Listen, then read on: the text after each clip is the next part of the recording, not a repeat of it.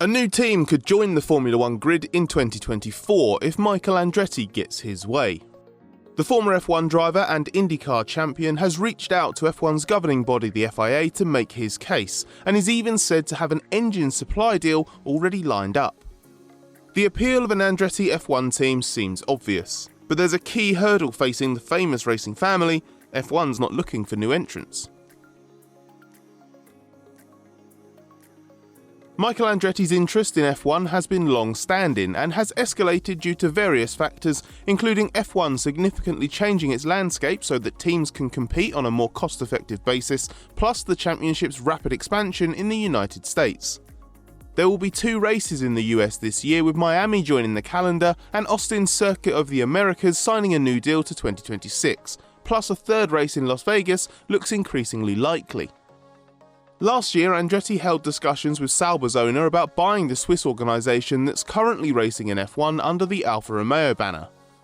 That deal fell through because of what Andretti called control issues.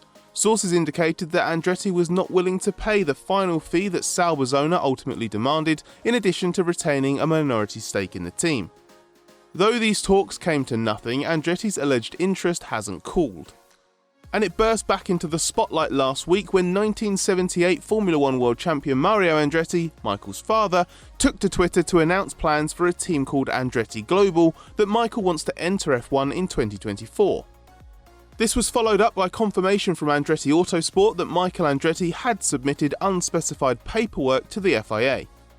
Mario Andretti then went on something of a media tour, giving interviews to multiple outlets in which he talked up his son's intentions. He's insisted that the Andretti organisation is fully aware of all the FIA's requirements. In one interview with the Indianapolis Star, Mario claimed that the Andretti Global project checked all the boxes and that the people in charge were going in with their eyes wide open with all the prerequisites. He said they're far enough along that if they get the approval to be added to the 10 teams that exist in F1, they're ready to go the next day and put everything in place. There are few official details of how this alleged team would operate, although we can probably assume that Andretti's IndyCar star Colton Herta would be eyed up as one of the drivers. Mario Andretti has dropped some clues as well. He said that the cars would be constructed in Indianapolis with an operational base in the UK, and that an engine supply deal is done in principle. But even if this is all true, it might still not be enough to get Andretti on the grid. Before we tell you why, we're pausing quickly to say thanks for watching and thanks to everybody who has supported our channel so far. If you're not already subscribed but you've enjoyed this video, we reckon you'd like coming back for more. If you're up for that, just hit the subscribe button. It's super easy and it helps us out a lot. There are 10 teams on the F1 grid and space in the sporting regulations for 13. But whether F1 stakeholders, including the FIA, want to fill those vacant spots is another matter entirely. We understand it to be correct that Andretti has reached out to the FIA.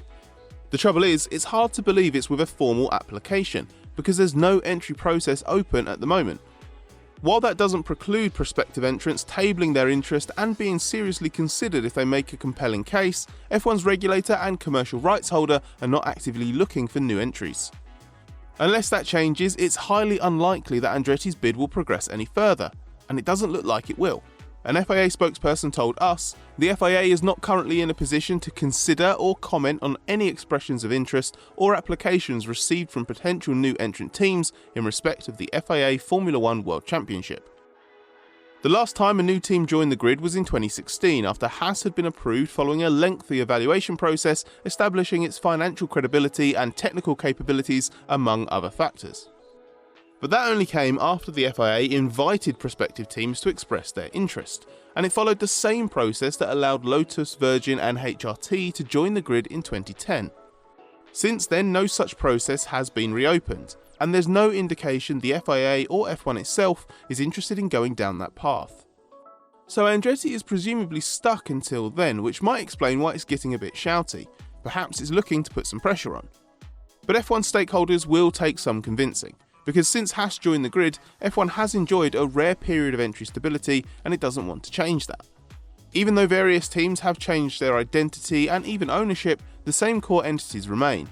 These all stand to benefit from major changes to how F1 works. A cost cap has been enforced since 2021, slashing the spending of F1's biggest teams, while the distribution of F1's commercial revenue has been made fairer.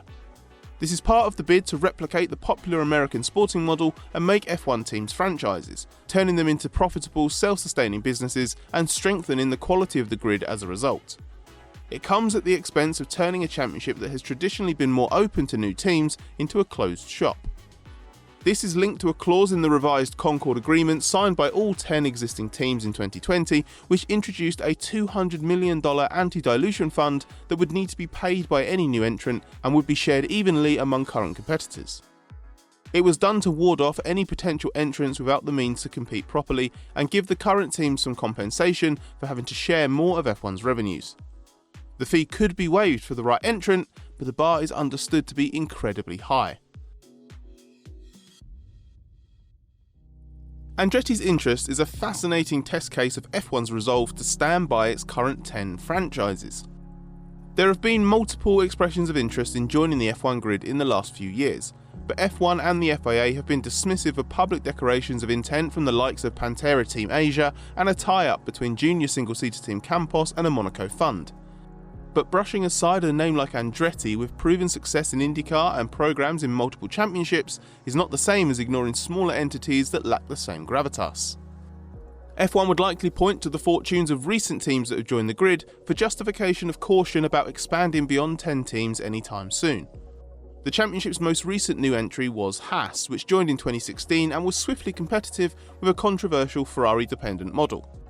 But it has struggled to attract sponsors to offset the cost of running the team, slipped further and further down the grid, and sorely needed the new Concord terms to be favourable in order to stick around. Going back further, the 3 new teams that appeared in 2010 had all disappeared by the second half of the decade thanks to financial collapse.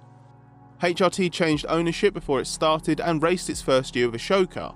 All 3 new entrants underwent identity changes due to changing ownerships, and there was a 4th team, US F1, that never even got near the grid.